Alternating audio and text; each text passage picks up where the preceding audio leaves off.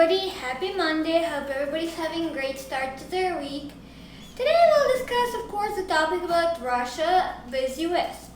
So, as a lot of you are aware, Maria Butina has been convicted in US in 2018 for conspiracy to be an unregistered foreign agent of Russia.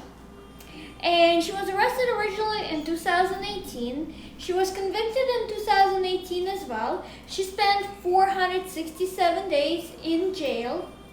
And she was released and sent back to Russia, of course. And the story of her that she was a Russian spy, even though she claimed she wasn't a Russian spy. However, given the fact that she just published her memoirs book and the time she spent in jail and how she wrote the book and the interview she gave, she has every indicator that she was or even is a Russian spy, but clearly right now she has no access to the West or travel and she'll never be welcome back in US, that's for sure, and a lot of other places. But anyways, let's talk about her book. Her book just came out. It's 900 pages. It's available all over Russia. She's given interviews pertaining to the book release and, marketing and everything else. But there's some interesting facts about this book that I wanted to bring up and point it out. And of course, afterwards, I would love to have a discussion about it. If anyone has any comments, additional information, would love to talk about it, period.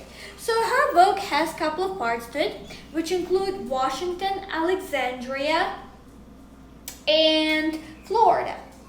And apparently she claims that she was tortured while she was in custody in Washington, D.C., and that she was questioned and obviously interrogated, which is a common process when you get arrested. She also says that she was held in solitary confinement for some time. Eventually she did go to general population.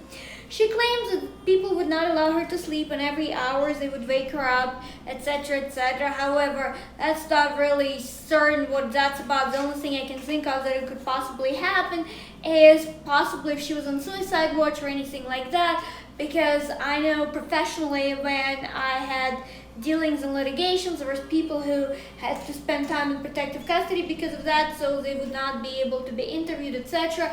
But mine were nothing to do with intelligence. I have never been involved in that, so therefore I would not know what could it even be, or could it be that some parts of that book is fictional. I'm not really sure, so I can't comment on that part. But there's some interesting parts outside of that too. She claims that obviously she was not a spy, she just had passion for guns. She owns some type of gun company. That's why she had dealings with NRA. Everybody knows NRA is a very strong Republican lobby pertaining to guns, and of course in US, as you know, guns are protected. The right to bear arms is protected in US Constitution, but she was not American, she was Russian. And also there's some interesting other parts about this book, but also some details. She claims that she wrote 1,200 pages of notes while she was incarcerated. She claims that she used symbolism and coded her notes so her notes could not be discovered, and that's why she was allowed to have them and take them. She also explains that she used symbolism pertaining to agents' names, prison guards' names, their last names. She coded all of that to bring it back to Russia. And I'm not really sure what advantage would she have having that information except for intelligence purposes, because clearly if intelligence was interviewing her, they would not give her their real name, she would not know the agents, and that's for protection of the agents anyways. So at best she was probably getting information regarding the prison guards, but I cannot speculate on that. I'm only giving you what's provided in an interview and her book. So this is part of the interesting parts. Additionally, she claims that she has the support of an individual, she does not publicly name him, who was actually one of her biggest supporters when she was arrested. And she claims that he went publicly to US media outlets, and afterwards he escaped to Asia because of fear of prosecution, or he's actually wanted for prosecution. This part in her book is a little bit gray, which is not exactly sure how to decipher that. She says that she still stays in touch with that person, but he's currently in Asia.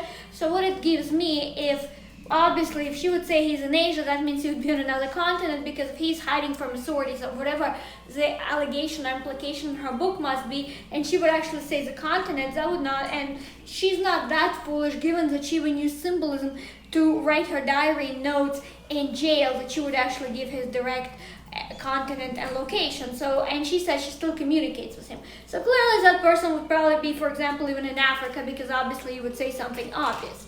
So the book is very voluminous, as I pointed out. It has 900 pages. There's also some interesting details that she claims how American jail system works, how the prison transfers occur and everything else. I'm not really sure if her book is more of a guide for Russians who get arrested in US or how to behave if you are arrested in US. But interestingly enough, her book comes as a very interesting propaganda piece, and the timing of the release of it is very interesting too.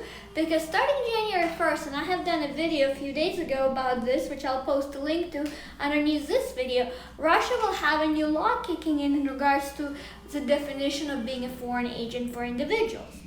And given the fact that her book says that, there's no democracy in US and that she was tortured, not physically tortured or beaten, but as far as psychological games, having lights on all the time, and other type of different abuses that she suffered to break her down, which I don't believe that exactly happened, but nevertheless, this is what she's claiming. The timing of it is a month away before the new law kicks in. And interestingly enough, this year, she's officially working for one of the Kremlin's dignitaries in regards to politics and certain type of foreign policy. She got a new title this year, and even though I'm sure she had the book in the works before, the timing of release of it was this foreign agent and the new proposed constitutional amendments to US that are starting to roll in too on January 1st. This book coincides with a great propaganda piece as far as, US democracy or lack thereof that she's trying to claim in her book.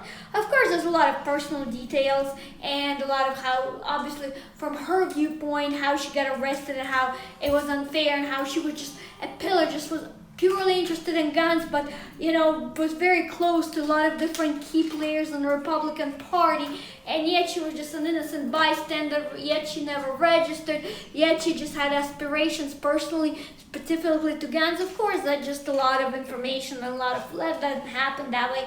And to be honest, nobody gets convicted to be a foreign agent unless you're actually involved in something, because intelligence does not just arrest people. Counterintelligence does not arrest people. They gather information. The arrests happen under federal warrants when there is actually enough evidence. So clearly there was enough evidence against her, because otherwise it would have never happened in the first place. But overall, this is the details of the book. Another interesting fact that she has is she has recollections of she was transferred between few locations within the correctional system. She has certain information about Alexandria, how their prison system works, etc. So part of it is a memoir, because it is called Jail Diary. That is the title of it. It's only in Russian, so I can't post a link to her book, but I don't know if anyone would be interested in buying it and reading it in Russian. The only reason I paid attention to the book because, it was a big deal when she got charged and convicted. It's also a big deal that Russian spies do enter US and infiltrate different organizations within US. China is very dangerous and involved in those tactics as well. Chinese have been actively trying to integrate into Canadian and US political system. Canada has a high number of Chinese nationals. It has been a lot of problems with that because there are certain activities that are taking place. So as far as my video is concerned, I just want to bring awareness to what happened, but also point it out about her book and about the notes. I'm sure there's nothing of a threat to US at this point, what she actually coded as far as her jail state, but at the same time, it is a little bit of concerning overall that someone keeps such accurate notes of all the activities of guards, for example, or the names of everyone who came in contact with her, interviewed her, and she used specific symbolism. She gives some examples, but I think her examples are not actually true as far as that's how she did it. But I do believe that she did use symbols to achieve that. So, given all that, how would you not believe that she's not a spy when she does such things? Clearly she is, and US had absolutely every right to arrest her and send her back to Russia because she was a threat to US national security and a lot of other factors. But I would love to know what everybody thinks. Please click like, please subscribe to my channel. You can also read my articles under Christina Kitova at communalnews.com. We'd love to have a discussion about that. What do you think about her? What do you think about the information in the book about her biggest supporters that's hiding out at who is a U.S. citizen who no longer lives in U.S. and what that's about and how she stays in touch with him. It's just an interesting topic to discuss. Well, thank you for watching, and I hope everybody has a great rest of their week. Thanks again.